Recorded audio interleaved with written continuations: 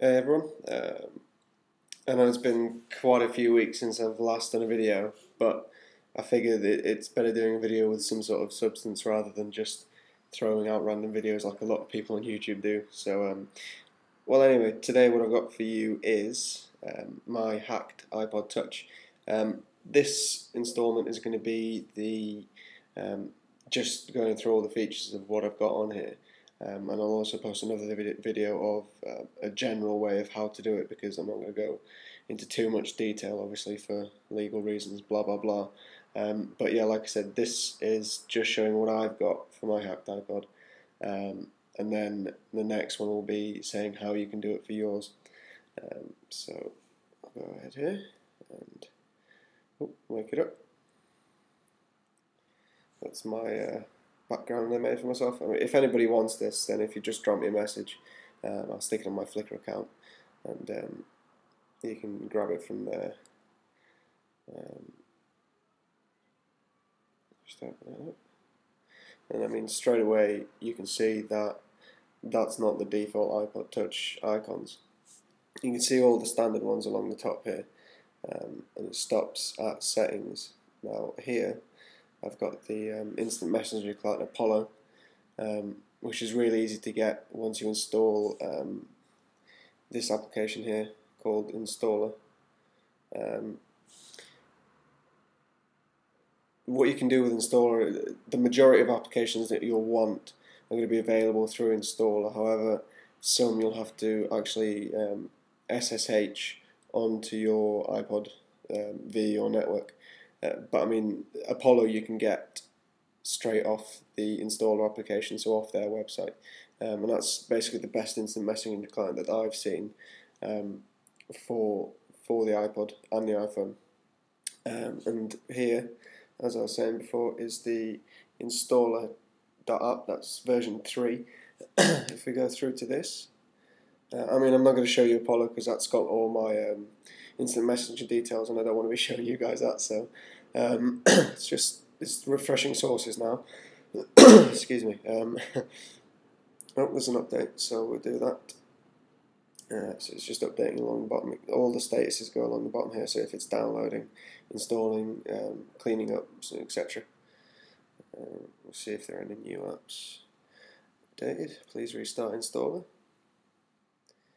Now, sometimes when it says restart installer, it may crash, but if it does that, then just put it to sleep, wake it up, or restart it, and that'll solve the problem. Whereas mine's just restarted by itself, which is the good thing. If we go ahead and open it there, go back into installer. There we go.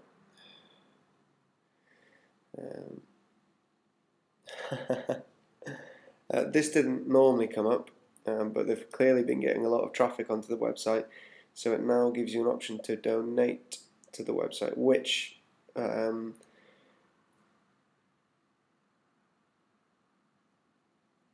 think quite a lot of people will do. I mean, I don't think I will personally myself, but maybe somewhere down along the line. So we'll go donate later, and along the bottom here you've got, I mean, it looks pretty as if it's native to the iPhone because it's using all the native icons. So you go over here to install if you want to install something new.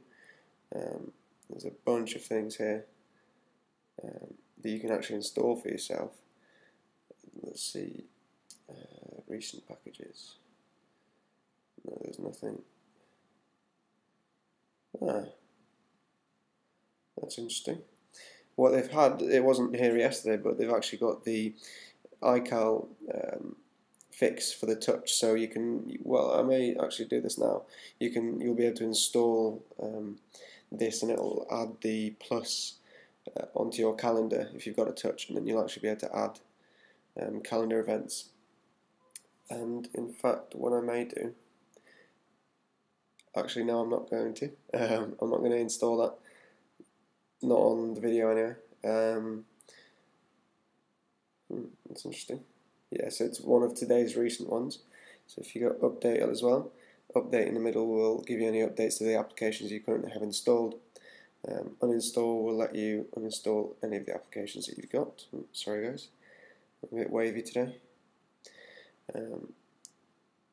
So we'll go back out of this, and this is one of my favourite applications called Sketches. It's in the productivity area of Installer, which is quite a funny place to put a sketch application. So we've got it here, and I'll just sketch something. One thing I've noticed with this app is you can't do dots or full stops, you have to do lines, because if you try to do a dot, it will just expand the screen, but that's just one of those things that multi-touch will do. So you can see that drawing there. If I shake a little, it's gone, just like an Etch-a-Sketch. You can also change the colour and the size of the brush, and you can also draw on your own photos here as well, just by going up there. So here, as you can see, we've got the full mail app working and tested. I've sent myself a few emails, and I can receive emails as well. I'm not obviously going to go into that because you'll see my emails, but you get the gist. Notes, I will do. The only note there is, I don't know if you can see that, it says pay apartment bills. Need to do that. And I'll show you just to prove it. I can add notes as well. It's pretty good. Tap it on there. There we go. Don't know what I wrote there. Cancel. Go back on that. Back to notes.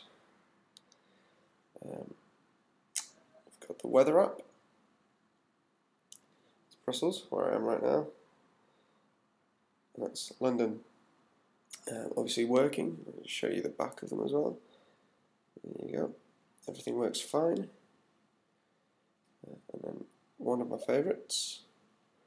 I'll just move it away from my address. If you bear with me 2 seconds. Okay. I'll just search ABC.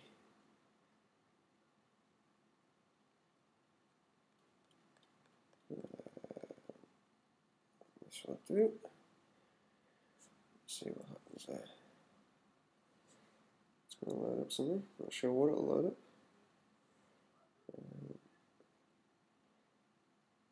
Zoom out a little more.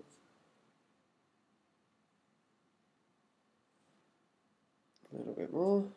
Sorry about this, guys. And we've got Brussels somewhere along here. And up here we've got the UK. So it's all working fine. Zoom in, zoom out, add bookmarks, so on and so forth. So that works great. And everything else on the iPod works fine. I mean, I've generally tended to keep mine clean. I've gone through the Summer Board, which is an app that lets you put loads and loads of things on and flick from side to side if you haven't got space on this, but I like to keep it clean and just have the applications that I actually need. So, I mean, I think of it from the perspective that this is basically an iPhone. Now it is. It didn't used to be, admittedly. It used to be pretty lacking. But this is basically an iPhone without the cell phone. Obviously, you have to have Wi-Fi coverage for quite a few of the features, but notes, you don't. The calendar, which I'll install now, you don't. So it's pretty great. So if you've got any questions, and like I said, I'll be posting up an instructional video for this. But if you've got any questions, then feel free to ask me. And like I said before, if that desktop takes your fancy, then just throw me a line, and I'll give you guys a link to my Flickr account where I'll host it on there for you. So thanks very much for watching, and if you enjoy the video, please subscribe. Take care.